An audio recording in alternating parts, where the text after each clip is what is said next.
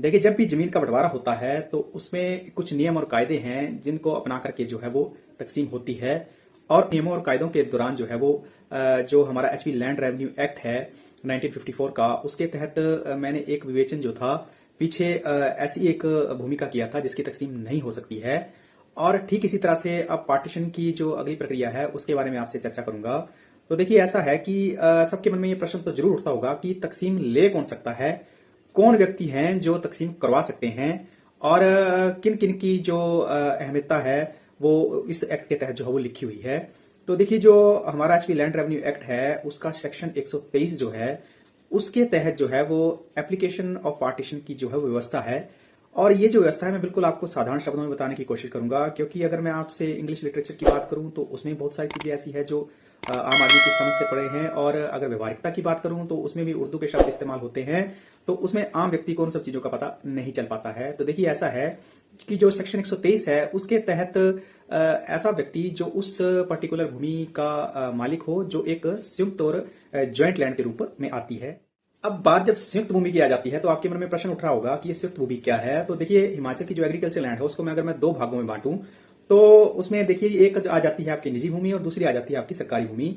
अब ये जो निजी भूमि है इसके दो पार्ट जो है हम मान सकते हैं। इसमें से एक पार्ट आ गया आपका एक इंडिविजुअल लैंड, जो एक भूमि का कोई पार्ट है जो पर्टिकुलर किसी एक व्यक्ति के नाम है। और ठीक इसी तरह से कोई दूसरी कोई भूमि है और उसमें एक जो खसरा नंबर है उसके ऊपर जो है वो एक से ज्यादा यानी कि 10 या 20 या 5 या 7 जो भी हैं वो हिस्सेदार हो सकते हैं, उसके ज्वाइंट जो है वो उसके मालिक हो सकते हैं। तो उसको जो है संयुक्त भूमि या ज्वाइंट लैंड कहा जा सकता है। अब अगर ये 10 जो लैंड ओनर हैं ये अपना अपना हिस्सा जो है वो अलग करवाना चाहते हैं तो उसमें जो है वो पार्टीशन की जरूरत पड़ती है। और इसके लिए जो मैंने ये बताया आपका एचपी लैंड रेवेन्यू एक्ट का जो हमारा सेक्शन है 123, उसके तहत जो है वो पार्टीशन का आवेदन होता है। अब इसके तहत और भी बहुत सारी चीजें आ जाती हैं। एक तो भू मालिक आ गए, दूसरा कोई ऐसे काश्तकार जिनका जो है इंटरेस्ट जो है इंटरेस्टेड भूमि है उनसे रिलेटेड है, या कोई टेनेंसी लगी है तो उसके तहत वो भी जो है वो पार्टीशन के लिए जो है वो अप्लाई कर सकते हैं। इसके साथ साथ किसी को अगर जीपीए मिली है या कोई पावर ऑफ अटॉर्नी है उनके पास तो वो भी पार्टीशन के लिए अप्लाई कर सकते हैं। अब अगर पार्टीशन की बात करें तो ये जो 10 लोग हैं, माना 10 हिस्सेदार हैं किसी भूमि के ऊपर, तो वो अगर पार्टीशन इकट्ठे तो करवाना नहीं चाहेंगे। उनमें से एक दो व्यक्ति होंगे जागरूक जो पार्टीशन करवाना चाहेंगे। तो तकसीम के लिए जो व्यक्ति राजी हैं और जो चाहते हैं कि तकसीम हो, तो वो जो है वो एक एप्लीकेशन के द्वारा जो है वो पार्टीशन को जो है दायर करते हैं। अब जिन्होंने पार्टीशन के लिए अप्लाई किया है वो जो आ जाते हैं वो एप्लीकांट आ जाते हैं। और जो पार्टीशन के लिए सीधे रूप से राजी नहीं है तो जिनको पार्टी बनाया जाता है विपक्ष में, उनको जो है वो रिस्पोंडेंट कहा जाता है। अब ये जो एप्लीकांट और ये जो रिस्पोंडेंट है, इन दोनों के जो समाजोल है उसके तहत ही जो है वो पार्टीशन होती है। अब कुछ व्यक्ति ऐसे होते हैं जो जब आपकी ये एप्लीकेशन दायर होती है तो उसमें से बहुत सारे लोग समझदार ऐसे होंगे जो कहेंगे कि नहीं ठीक है ये होनी चाहिए। अगर वो भी पार्टीशन के लिए राजी होते हैं उन एप्लीकांट को देखकर तो उनको भी एप्लीकांट में शामिल किया जा सकता है। और जो राजी नहीं है, जो कहते हैं कि नहीं हमने पार्टीशन नहीं करवानी, तो उसको उनको जो है रिस्पोंडेंट कहा जा सकता है। तो जब आप एप्लीकेशन दायर करते हैं तो उसके तहत जो है वो एक मेन इंपॉर्टेंट बात ये आ जाती है कि ये देखना जरूरी हो जाता है कि कौन कौन मालिक है और कौन कौन हिस्सेदारी में है। तो उन सबको जो है वो एप्लीकांट और रिस्पोंडेंट में शामिल किया जाना जरूरी है अगर समय का बचाव करना हो तो। और मैं अपने पुराने सभी वीडियो में बता चुका हूं कि पार्टीशन दो तरीके की होती है।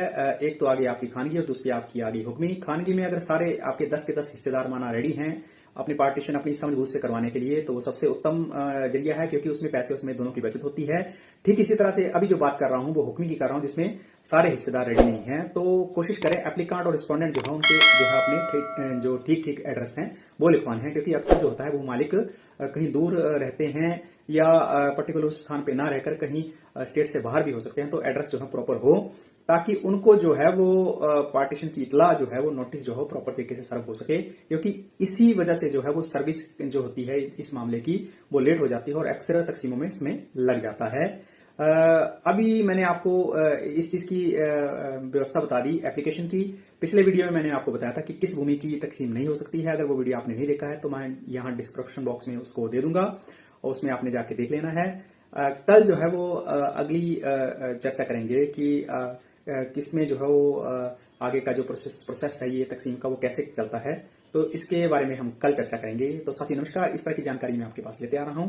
अगर आप चैनल पर नए हैं तो इसको आपने सब्सक्राइब जरूर करना है। बाकी मिलता हूं एक अगले वीडियो में, तब तक जय हिंद, जय भारत, जय हिमाचल।